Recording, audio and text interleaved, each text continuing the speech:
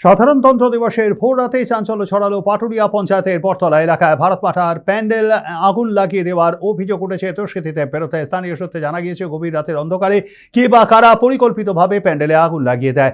ভোরের আলো ফোটার সঙ্গে সঙ্গে খবর ছড়িয়ে পড়তেই ক্ষোভে ফেটে পড়েন এলাকার বাসিন্দারা। প্রতিবাদে পথে নেমে স্থানীয় বাসিন্দারা রাস্তা অবরোধ করে বিক্ষোভ দেখাতে শুরু করেন। পরিস্থিতি উত্তপ্ত হয়ে উঠলে ঘটনাস্থলে পৌঁছয় রহরা থানার পুলিশ। পুলিশের আশ্বাসে শেষ পর্যন্ত অবরোধ প্রত্যাহার করে নেন বিক্ষোভকারীরা।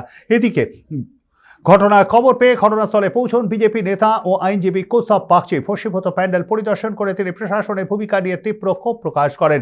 ঘটনার নিরপেক্ষ তদন্তের দাবিও জানান তিনি।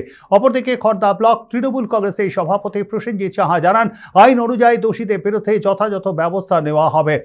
ঘটনাকে কেন্দ্র করে এলাকায় ব্যাপক চাঞ্চল্য ছড়িয়ে পড়ে।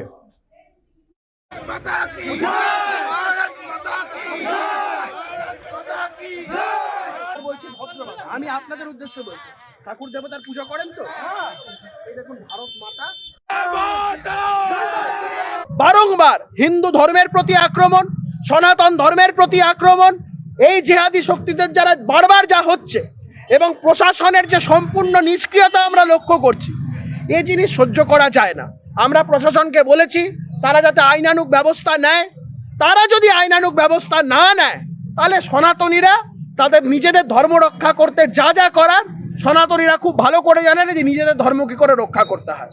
যা ক্রিয়া হয়েছে তার সমান প্রতিক্রিয়া হবে যদি প্রশাসন ব্যবস্থা না নেয়। পুজো কি আবার হবে? এখন করবে সবকিছু হবে। জেহাদিদের আক্রমণের জন্য পুজো বন্ধ হয়ে যাবে? এ ভারতবর্ষ আমাদের, এ বাংলা আমাদের, হিন্দু বাঙালিদের হোমল্যান্ড আমাদের।